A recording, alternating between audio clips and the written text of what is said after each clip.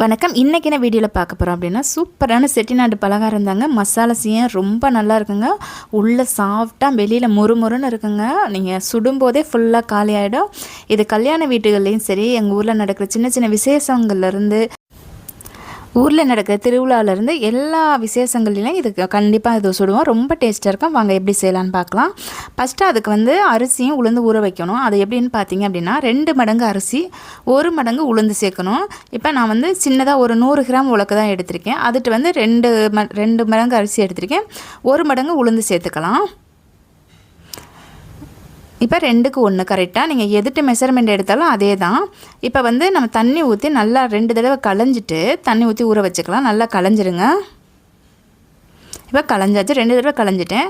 இப்போ தண்ணி ஊற்றி ஊற வச்சிடலாம். இப்போ நீங்கள் கிரைண்டரில் அரைக்கிறீங்க அப்படின்னா கரெக்டாக 1 மணி நேரம் ஊற வச்சுக்கிட்டால் போதும். இப்போ நீங்கள் பலகாரம் செய்கிற பக்குவமே நம்ம அது எப்படி ஊற வைக்கிறோங்கிறதுலையும் இருக்குது. ரொம்ப நேரம் ஊற வைக்காதீங்க. ரொம்ப நேரம் ஊற வச்சிங்க அப்படின்னா ரொம்ப சாஃப்டாக அரைச்சிடும். பலகாரம் கொஞ்சம் கல் மாட்டம் ஆகிடும். கரெக்டாக நான் 1 மணி நேரம் ஊற வச்சுருக்கேன். கரெக்டாக இது நான் கிரைண்டரில் தான் போடுறேன்.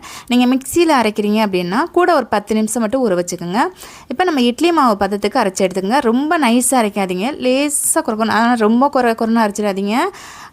நம்ம இட்லி மாவுலாம் அரைப்போம்ல அந்த பதத்துக்கு அரைச்சிக்கோங்க. இப்போ கொஞ்சம் அதுக்கு தாளிப்பு சேர்க்கணும். அதுக்கு ஒரு ஃபேன் வச்சுருக்கேன்.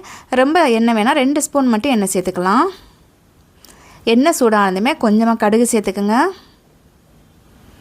இப்போ கடுகு பொரிஞ்சதும் இது கூட உளுந்து சேர்த்துடாதீங்க. உளுந்து சேர்த்தா கொஞ்சம் வெடிக்கும். அதனால் மிளகு மட்டும் சேர்த்துக்கலாம். மிளகும் பொரியட்டும். இப்போ மிளகு பொரிஞ்சதுமே நல்லா கரண்டி வச்சு கிண்டி விடுங்க. இது கூட நான் பொடியாக 2 கொத்தளவு கறிவேப்பிலை கட் பண்ணி எடுத்து வச்சுருக்கேன். இப்போ அதை சேர்த்துக்கலாம்.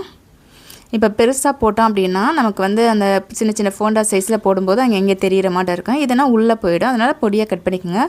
கூடவே 2 பச்சை மிளகா, இது கூட ஒரு பெரிய வெங்காயம் கட் பண்ணி எடுத்து வச்சுருக்கேன். இப்போ அதையும் சேர்த்துக்கலாம். இப்போ நான் வதக்கி விடுங்க. ரொம்ப வதங்கலாம் வேணாம். ஒரு லேசாக வதங்கினா போதும். லேசாக கலர் மாறும்ல, அந்தளவுக்கு மாறினாவே போதும். இப்போ நமக்கு நல்லா லேசாக வதங்கிடுச்சு. இப்போ ஸ்டவ் ஆஃப் பண்ணிவிட்டு நம்ம ஏற்கனவே அரைச்சி வச்சுருக்க மாவில் சேர்த்துக்குங்க. இப்போ எல்லாத்தையும் நல்லா வலிச்சிட்டு சேர்த்துக்கோங்க. இப்போ அதே கரண்டி வச்சு சும்மா கிண்டி விடுங்க லேசாக.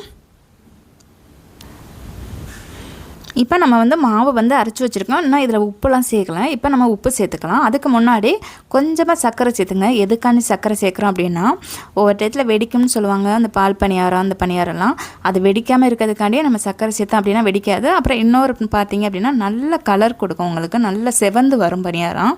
நமக்கு அதுக்காண்டியே கொஞ்சமாக சர்க்கரை, ரொம்ப வேணாம். இந்த மாவுக்கு ஒரு 1/4 டீஸ்பூன் அளவுக்கு நான் சர்க்கரை சேர்த்துருக்கேன். அப்புறம் இதுக்கு தேவையான அளவு உப்பும் சேர்த்துருக்கேன். இப்போ நான் கையிட்டு நல்லா பிடைஞ்சுக்குங்க. இப்போ பார்த்தீங்க அப்படின்னா இதில் தேங்காய் சேர்த்துக்கலாம். ஒரு 1/4 மூடி அளவுக்கு துருவன தேங்காய் சேர்த்துக்குங்க. இது நல்ல டேஸ்ட்டு கொடுக்கும். நம்ம இப்போ இட்லி மாவு பதத்துக்கு இருக்கணும். இது இப்போ பார்த்து இப்படி கிள்ளி போட்டிங்க அப்படின்னா நல்லா உங்களுக்கு இந்த மாட்டம் போண்டா சின்ன சின்ன போண்டா சைஸில் விழுகிற மாட்டம் இருக்கணும். ரொம்ப தண்ணியாக்கிடாதீங்க. இந்தளவுக்கு இருக்கட்டும். இப்போ நல்லா மாவு ரெடி ஆகிடுச்சு. இப்போ எண்ணெய் சூடு பண்ணிக்கலாம். எண்ணெய் பார்த்தீங்க அப்படின்னா நல்லா சூடாகணும். நீங்கள் கை வச்சு பார்க்கும்போது உங்களுக்கு நல்லா ஹீட்டு தெரியணும். அதுக்கப்புறம் நீங்கள் மாவை நல்லா கிள்ளி விடுங்க. சின்ன சின்ன ஃபோண்டா சைஸில் கிள்ளி விடுங்க. ரொம்ப பெருசாக வேணாம். இது லேசாக போட்டிங்கனாவே நல்லா கொஞ்சம் பெருசாகவும் ஆகும். ஸ்டவ் ஹையில் வச்சு நல்லா கிள்ளி விடுங்க. இது வேகமாக வெந்துடும். ஒன்றோட ஒன்று ஒட்டாத அளவுக்கு கிள்ளி விடுங்க.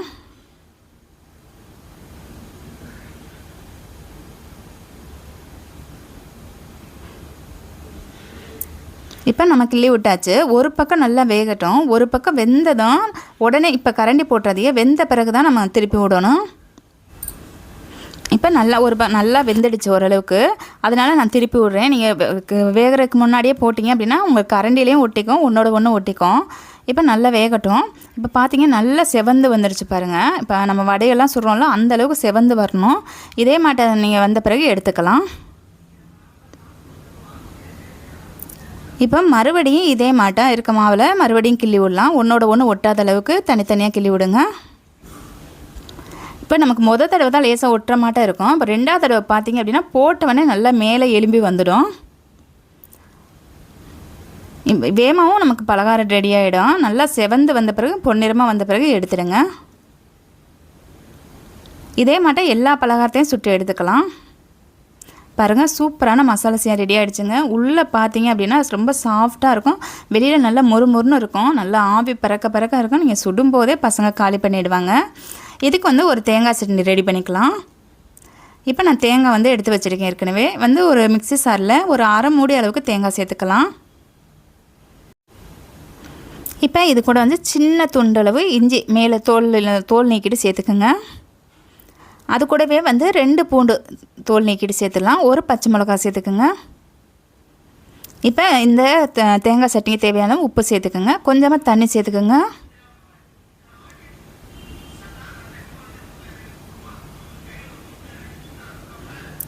இப்போ நல்லா ஃபைன் பேஸ்ட்டாக அரைச்சி எடுத்துக்கலாம்.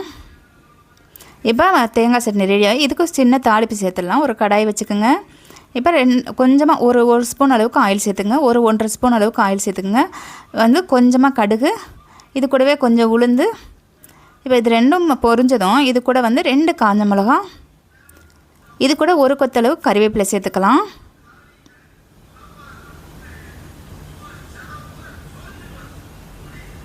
கொஞ்சமாக பெருங்காயம். இப்போ ஸ்டவ் ஆஃப் பண்ணிவிடுங்க. கரண்டி வச்சு லேசாக கிண்டி விடுங்க. இப்போ இந்த தாளிப்பு எடுத்து இந்த தேங்காய் சட்னியில் சேர்த்துடலாம்.